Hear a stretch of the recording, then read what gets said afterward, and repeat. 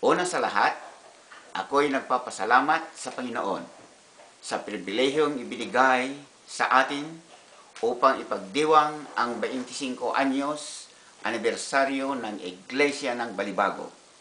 Dahil dito, sa lahat ng aming kapatiran sa Iglesia ng Dao, Mabalacat, Mawaki, Santa Lucia, Magalang at Balitukan, lalong-lalo sa aming inang Iglesia ng Angeles, sa lahat ng kaibigan at panauhin na nandito ngayon, ipinaabot namin at ang aking pamilya ang mainit ng pagbati sa inyong 25 anyos na anibersaryo at masayang Pasko at maligayang bagong taon.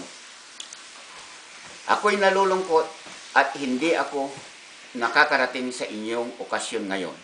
Ngunit ako'y nananalangin at namamagasa na sa ibang pagkakataon makasama ko rin kayo sa pagdiriwang selebrasyon na ito na idinadaos bawat taon. Ngayon, ang ating sanlibutan ay mapanganib, magulo at nakakatakot. Punong-puno ng natural na kalamidad, malalakas na mga lindol, mga sumani, baha at bagyo, at mga pang iba. Hindi lang mga ito, kundi mga sakit, gutom, piste, at mga karumal-dumal na krimen, at lalo ang pansanlibutang financial crisis. Ngunit, huwag tayong matakot sapagkat lilipas din mga ito at malapit nang darating ang ating Panginoong Hesukristo.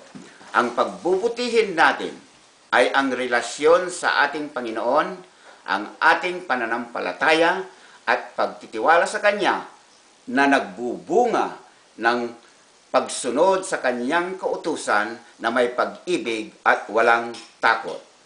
Tayo'y magtatapat, magkakaisa, magtutulong-tulungan, magmamahalan sa paggawa ng ating gawain sa Panginoon habang mayroon pang mga natitirang liwanag.